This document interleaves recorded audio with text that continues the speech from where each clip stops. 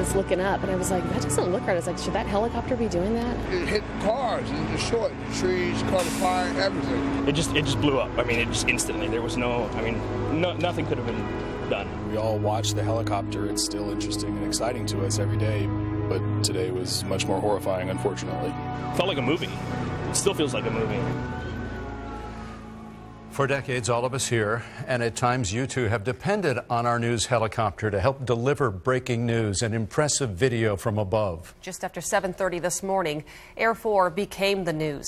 Two members of the KOMO family, pilot Gary Fitzner and veteran photographer Bill Strothman, were killed when the chopper crashed shortly after taking off from its helipad here at Fisher Plaza. It's a day of great shock and sadness in our building for our KOMO family and for the Seattle community. But as always, we're committed to bringing you the news today, as we would any day. We have Team 4 coverage tonight on the deadly helicopter crash, from the witnesses to the survivors. We begin with KOMO 4's Lindsay Cohen and the investigation into what went so horribly wrong. Lindsay? Yeah, Dan, it'll be 5 days before we have the first pieces of that investigation, up to a year before we have the rest. This is the scene here tonight out on Broad Street, a street still being cleaned, a case without answers, a tough day all around. Sirens and smoke darkened the early morning sky after a crash at the base of the Space Needle. When it cleared, 3 cars on the ground and the tail of a helicopter. The propeller rolled over and it just boom, right in the middle of the street. Eyewitnesses say the chopper made an unusual noise after it took off from the helipad atop Fisher Plaza. It rotated, pitched forward, then hit 3 cars on the street below. The smoke was so intense, first responders didn't realize at first this was more than just a car crash. They didn't even know as we arrived on scene that there was a helicopter in the midst of all these car fires, because not only were the cars on fire, but the fuel was going down the street on fire. The drivers escaped from the cars on fire. 2 are uninjured. 1 has burns to 20% of his body. But some did not survive, including the helicopter pilot Gary Fitzner and photographer Bill Strothman, flying for KOMO 4 News, doing things they loved and had done for years. We're looking at everything. We're looking at the environment, the weather, the pilot, the operators in the helicopter, as well as the helicopter itself, as well as the background of all of the above. The NTSB has taken over the scene as it investigates what caused the crash. They moved the wreckage this afternoon to a hangar in Auburn. A preliminary report could be out as soon as 5 days from now. A full report could take a year. Until then, a community reels from a difficult day. It didn't seem natural, and of course it wasn't. Boom, it was really an accident. It was tragic. It was very, very tragic.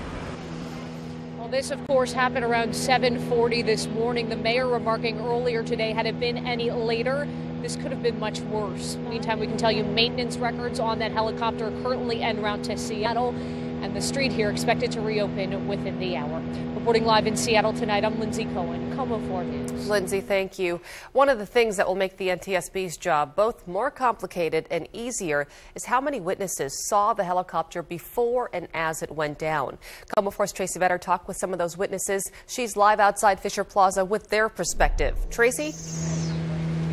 At 7:40 this morning, the block around this intersection was busy, filled with cars and pedestrians on their way to work. Many of those pedestrians on their way to KOMO 4 for work themselves, but having no idea they were about to witness a tragedy in our own family. What people on the street realized right away is that the helicopter lifting off Fisher Plaza was having problems. And the tail spun around a little bit. I don't know if it was a full 360, maybe a 180. The engine sounded a little bit weird. The air, everything sounded a little bit weird. It all happened very fast. Whatever problem it encountered appeared to be very immediate. Witnesses say in seconds the helicopter broke apart on the ground, then burst into flames. It just blew up. I mean, it just instantly. There was nothing could have been done. Inside KOMO's newsrooms, people watched in disbelief out windows and off balconies as the river of burning jet fuel rolled down Broad Street, torching cars trapped by the crash. And there's just a moment where I have to do something. Can we go help them? And then you just see all the flames, and there's nothing you can do. It's those sounds of the engines of the cars and the gas that's just ripping apart everything, and just literally you see explosion after explosion, and there was a trail of jet fuel Then the realization the crash they'd watched unfold took the lives of part of our KOMO family. Photographer Bill Strothman and pilot Gary Fitzner worked for Helicopters, Inc., but flew every morning for KOMO and King. Now knowing who the photographer was, I worked with him forever. This is tough for everybody here. We lost colleagues today, so I think that's the most important thing for everybody to remember. And the NTSB knows how important witnesses can be in a case like this. They plan to talk to as many of them as possible. Reporting live at Fisher Plaza, Tracy Vetter, KOMO 4 News. Thank you, Tracy. Today, KOMO not only lost co-workers, we lost friends. KOMO 4's Eric Johnson is here to help our viewers get to know Bill Strothman, who spent nearly 30 years as a photographer in our newsroom. Eric? Oh, what a day, you guys, what a day. Those of us who got a chance to work with and know Bill Strothman are very lucky indeed. He usually had some whiskers of some kind on his face, an easy smile, and a genuine, gentle passion for the business of exploring hearts and lives through the lens of a camera. Bill Strothman loves stories and pictures and people, not in that order. For almost 30 years, he carried around a camera and a smile, and he told stories, beautiful stories that he took pride in, and we took pride in them too. He shot these pictures. This is vintage Bill Strothman. The best. 84th and TMB, affirmative, in Totem Lake. If Rick Talley answers your call, okay, no sweat. You're in luck. 53, please. He's the guy who lets you see his heart. I guess that's the way to describe Bill. He's a great photographer. He's a great storyteller. He feels it in his heart. He sees it in his eyes. He thinks it in his head. And I miss him already. I miss him. I just can't fathom it. I just can't fathom it. He shot this video. Clean, sharp, creative. You only get stuff like this because you love it. Bill was damn good. He roamed the streets and roads and skies of our region with a camera on his shoulder for 28 years. He was our eyes and your eyes. He had a feel. Bill Strothman had a great feel for the business. Oh, there. Woo! There it is, Wesley. Bill, hold on. Unchanged. I saw a picture of him on KOMO News this morning with a big smile on his face. And I thought, that's how I remember him. That's the way he was. Perhaps his greatest compliment to the news business and brotherhood is that he allowed his son Dan to follow in his footsteps as a KOMO TV videographer. Yeah, seeing him definitely inspired me to get into it, for sure. And the telling people's stories was definitely one of my main motivators. And I'm not nearly as good as my dad.